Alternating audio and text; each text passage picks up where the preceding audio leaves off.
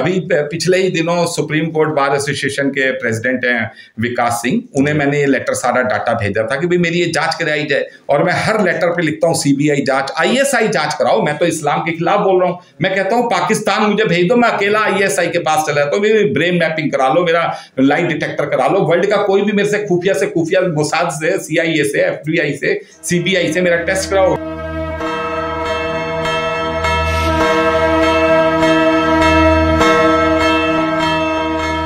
स्वामी जी नमस्कार। नमस्कार। आज फिर हाजिर हुआ हूँ आपके साथ कुछ नए सवालों के साथ। क्या कहती है कुरान में? जी। तो क्या बताने वाले हैं, क्या कहती है कुरान में? कुछ नए कुरान जो है क्रॉनिकल ऑर्डर से कुरान में जो शुरू से ही जो पहला ही मैंने बताया था, गाय माता कुरान का जो पहला चैप्टर है, मैं उसकी आयतें आपको पढ़ के बता ही रहा था।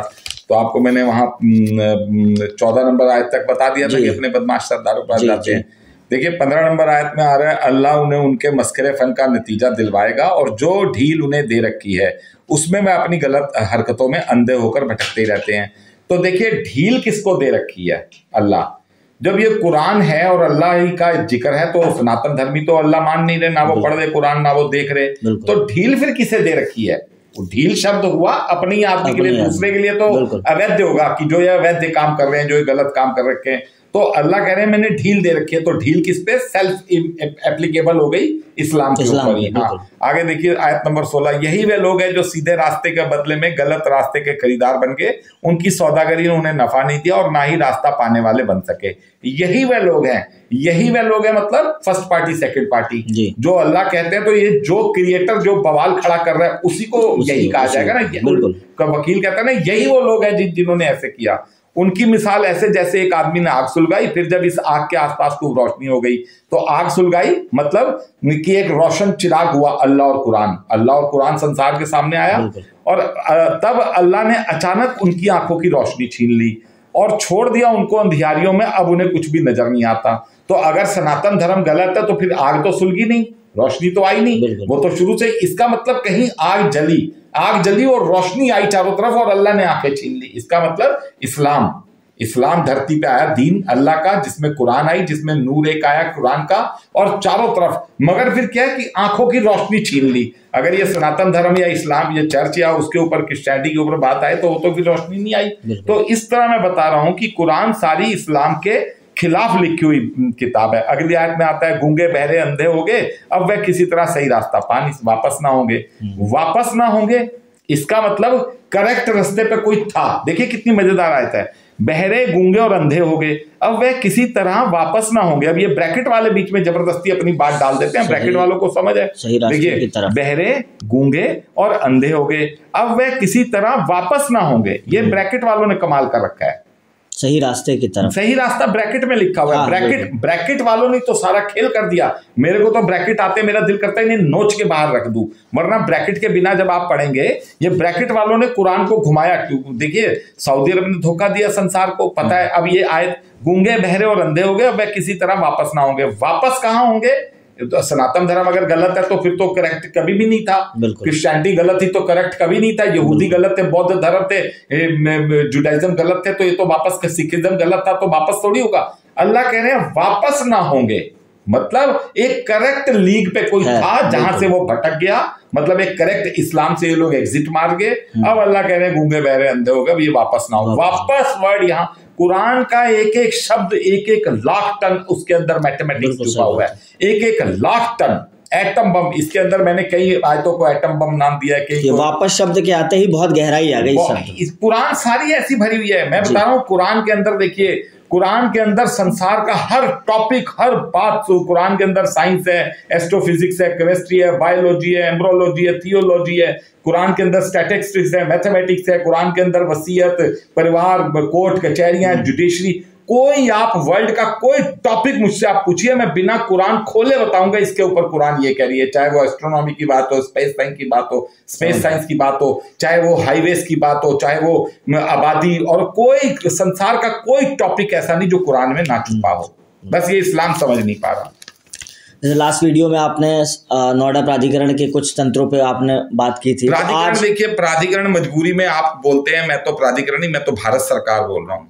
देखिए प्राधिकरण मेरा घर है, दूसरा घर, और प्राधिकरण कर्मी मुझे बहुत प्यार करते हैं और मैं उन्हें जान से ज्यादा प्यार करता हूँ। हाँ, पीसीएस आईएएस लॉबी जो है ये लोग थोड़ा कहीं ना कहीं तो सरकार के अधीन है, सरकारी तंत्र है, ये सरकारी तंत्र है, इन्हें पता है ये सारे नियम अत्याचारी नियम है, इन्हें खूब अच्छे से पता है। मगर क्योंकि इनके पास पुलिस है, इन्होंने पुलिस बैठा रखी है, अंदर भी पूरी टीम है और इनके पास वैसे भी प्रशासन शासन है, तो मजे आ रहे हैं सबके। जैसे 25-30 साल पहले पुरानी सरकारें लूट लूट नोच के खा रही थी, योगी सरकार आई, इन्हें भी लूट लूट नोच खाने का मौका मिल रहा है, चाहे वो टैक्सेशन में हो, चाहे वो पेनल्टीज के रूप में हो, चाहे मतलब गला काट के पैसा निकालो, हलक में हाथ डाल के व्यापारी के पैसा निकालो किस तरीके से, और उसे कभी भी आजादी से जीने ना दो। तो यहाँ पर देखिए, मैंने पिछली बार आपको 1-2 चीजें बताई, जैसे उसमें तो आपने ये बताया कि डिमांड पहले जो सरकारों को हम कहते थे कि शायद वो ज्यादा अत्याचार या ब्लैक ज्यादा ना, हम बीजेपी को जैसा मानते हैं, आपने कहा कि डिमांड 4-5 टाइम बढ़ गई। मैं बार बार कह रहा हूँ कि जो लेटर 30,000 देकर 3 दिन में इसी मुद्दे पर मैं डिस्कस कर रहा हूँ, वो 13 लाख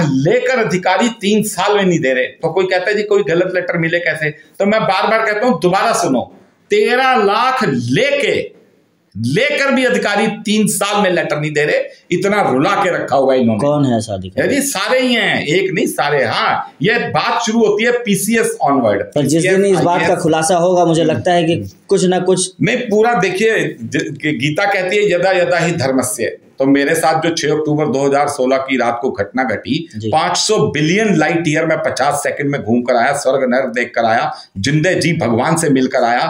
तो ये सारी बातें क्या कोई दी ना पावन ईश्वर ने मुझे कि तू ये काम कर, मैंने वो बिगुल फूंक दिया सरकार के इस सिस्टम के खिलाफ।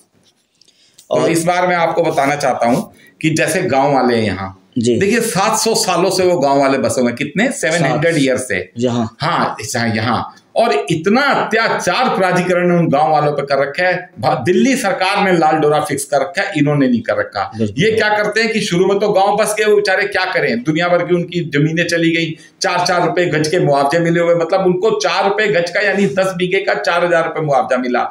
आज अगर आप 200 गज की कहीं कोठी बनाते हो और 2 फुट का छज्जा गलत बना देते हो, ड्राइववे 4 इंच गलत बना देते हो, तो उसकी 10 लाख पेनल्टी बनती है। कितनी? 10 लाख। इन्हें तो लीज रेंट में, इसमें कंपाउंडिंग में, फलाने में, ठिकाने में, मतलब इन्हें फंक्शनल में, लेट फीस में, इसमें उसमें, रिविलेशन, वो टाइम एक्सटेंशन, ये इन्हें हजारों तरीके के, इनके 100 करोड़ रुपए रोज की पेनल्टियां खा रहे हैं। और उसके गांव वालों को क्या दे रहे हैं? गांव वालों के लठ दे रहे हैं। उनको जब भी वो 5% मांगे भगा दिया जाता है। जिस गांव वाले की चौधरी नोएडा अथॉरिटी की, जिसकी अथॉरिटी बनी हुई है, जिसकी लैंड के अंदर जिस खेत में थी, उसको एक दिन मैंने गेट के बाहर देखा, पुलिस और गार्ड दुनिया भर के खड़े कर रखे हैं, 200 गार्ड और पुलिस की बिना मतलब की तनख्वाहें चल रही हैं। सरकारी ऑफिस में जहां पब्लिक का पैसा, पब्लिक की प्रॉपर्टियां, वहां पुलिस बैठा रखी है। वो हर महीने 2 महीने में 150 आदमियों की लिस्ट भेज देते हैं वहां गेट पे, ये लोग अंदर ना घुसे। लीज होल्ड पे प्रॉपर्टी दे दी, गेट पे मालिक को अंदर जाने से मना कर दिया, फिर वो अपना मैनेज करके अपनी लिस्ट से नाम कटवाता है। तो उस गांव वाले की जिसके खेत में नोएडा अथॉरिटी बनी हुई, उसको मैंने एक दिन बाहर खड़े देखा, मेरे आंसू निकल गए। मैंने कहा बताओ, ये कभी सोच सकता था कि मेरी, और उसी की जमीनें नहीं दे रहे, 5% नहीं दे रहे, गांव की इंक्रोचमेंट के नाम पे रोज तोड़ा ताड़ी कर देते हैं। इन्हें ये समझ नहीं आ रही, जो 700 सालों से यहां बैठे थे, जिनकी यही भूमि संपत्ति, आज गांव वाले से, किसी से आप हरोला बरोला, किसी से 1 इंच जमीन खरीद के दिखा दो, मैं मुंह मुंडवा दूंगा। अपनी गांव वाले जमीन को अपनी मां मानते हैं, इन्होंने मां को जाकर छीन लिया उनकी, और उसके बाद उनके इतने अत्याचार कर रहे हैं। वो रोज धरने, रोज प्रदर्शन, दुखी हो गए, सुप्रीम कोर्ट तक डांट पर। सुप्रीम कोर्ट हर 6 महीने में भ्रष्टाचार की गंगोत्री नोएडा को नाम बुलाती है, मगर इनके कानों पे जू नहीं रेंग रहा। अधिकारी, नेता, सब पूछो जी सांसद क्या कर रहा है, विधायक क्या कर रहा है, तो जो छोटे मोटे लोग हैं वो कह रहे हैं जी बक्से जा रहे हैं, सबको बक्से जा रहे हैं, कोई कुछ क्यों बोलेगा। तो मैं खुद ना मानने वाली बातें भी माननी पड़ती है, क्योंकि कुछ हो ही नहीं रहा। तो उन गांव वालों को इंक्रोचमेंट के नाम पे, 5% के नाम पे पूरी जेई पेई टीमें बना रखी हैं, वो जाकर अपना, और कोई इंक्रोचमेंट रुक नहीं रहा। पैसा खाकर सारे अतिक्रमण हो रहे हैं, पैसे खाकर सारी बिल्डिंगें बन रही हैं, या तो कोई चीजों कोई अप्लाई भी हो रही है। तो ये है। तो क्या सबूत है इनका जो आप देखिए, इसके लिए जो है ना, मैंने पहले तो आपको बताया था कि मैंने सांसद को भी लेटर दिया, ये दिया। तो मैं ये जो मेरी 6 अक्टूबर 2016 की रात को मिराज यात्रा है, इसके ऊपर मैंने चीफ जस्टिस को, मैंने अभी पिछले ही दिनों सुप्रीम कोर्ट बार एसोसिएशन के प्रेसिडेंट हैं विकास सिंह, उन्हें मैंने ये लेटर, सारा डाटा भेजा था कि भाई मेरी ये जांच कराई जाए। और मैं हर लेटर पे लिखता हूँ सीबीआई जांच, ISI जांच कराओ। मैं तो इस्लाम के खिलाफ बोल रहा हूँ, मैं कहता हूँ पाकिस्तान मुझे भेज दो, मैं अकेला ISI के पास चला तो मेरी ब्रेन मैपिंग करा लो, मेरा लाइन डिटेक्टर करा लो, वर्ल्ड का कोई भी मेरे से खुफिया मोसाद से, CIA से, FBI से, CBI से मेरा टेस्ट कराओ, ये रिपोर्ट पता चलेगी, इस्लाम खत्म हो जाएगा, नए सिरे से संसार का गठन होगा, भारत विश्व गुरु बन जाएगा। मगर ये सब करते नहीं। तो मैं आपको वो सुप्रीम कोर्ट वाला लेटर आपको देता हूँ, आप पढ़िए। ठीक है स्वामी जी, मिलेंगे आपसे फिर नए सवालों के साथ। बहुत बहुत धन्यवाद आपका।